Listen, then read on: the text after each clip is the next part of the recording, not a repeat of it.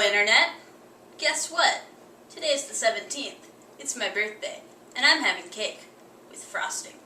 I'm not going to teach you how to make cake, though, because I'm going to be honest with you. I used this. Why? Well, quite frankly, this is moister, deliciouser, and a lot cheaper. But on the same hand, buying frosting from a can, it's not going to work. So I'm going to teach you how to make my favorite frosting ever! Coconut pecan, which is the stuff that they use on German chocolate cake, because it's delicious. And you have to make it on the stove. So let's get started!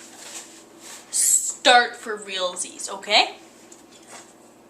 Alright everybody, to make this, you're going to need 4 eggs, a stick of butter, 1 1/3 sticks of sugar,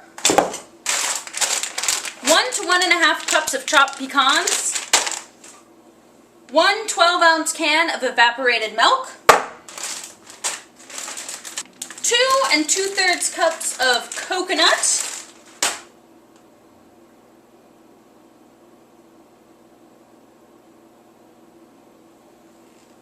and that's it.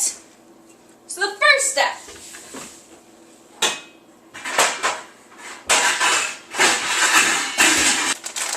Step 1. Take 1 to 1 1/2 cups of pecans, more if you like pecans, less if you don't like pecans.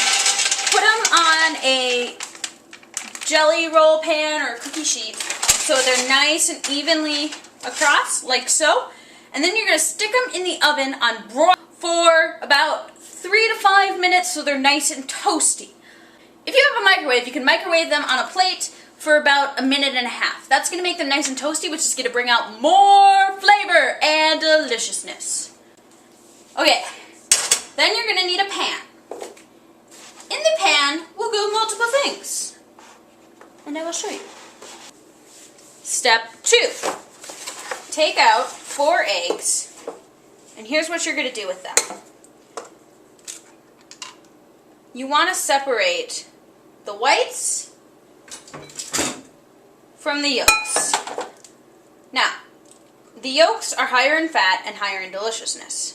If you're trying to be healthy, which I don't know why you're trying to be healthy on your birthday, but if you are, you can just do 2 eggs.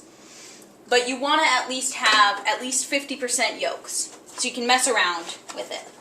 Okay? To separate a yolk from a white, you can do the whole egg trick, but that's really tricky. So the easiest thing to do is just pour it out onto your hand. Oh my gosh, my hand is all eggy. That's gross. Whatever. So you just pour it out and pour it out onto your hands, transfer it back and forth until there's very little white left. There'll be still some white left, but that's okay. Take a fork, whisk up your egg. They're nice and thick and delicious looking. Set it aside.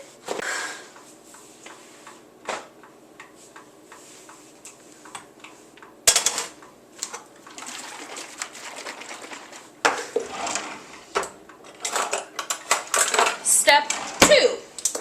Open up your can of evaporated, not sweetened and condensed milk.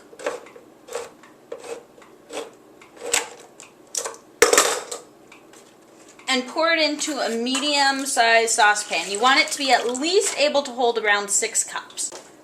Add your egg to your pot of deliciousness.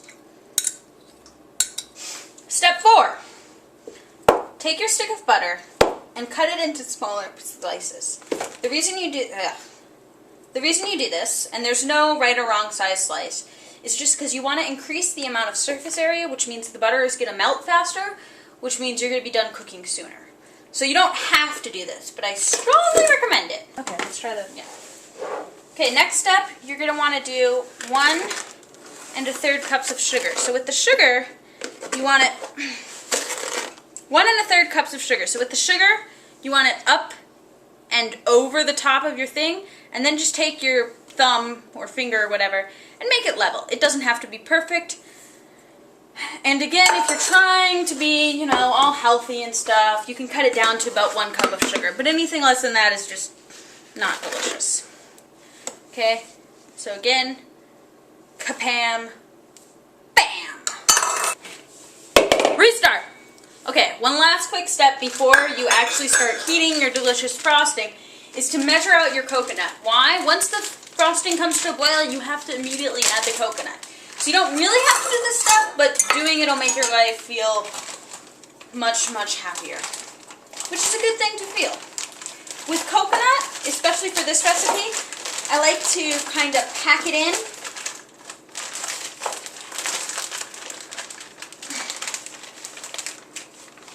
So there's 1 cup. Okay, so now you can finally turn your heat on. So you're going to turn it to around medium, number 5, and you're just going to stir it. And you want to keep stirring it until it comes to a boil. Side note, as you're whisking it up, especially while your butter pieces are really big, they're going to get caught in your whisk. Just kind of go like that and it'll come right undone. But don't stop stirring. You want to keep stirring. If I stop spinning, do you see the bubbles rising? As I spin, they're still starting to rise. You want to let it boil for about a minute, but don't let it get too high. See all that bubbly action? Okay.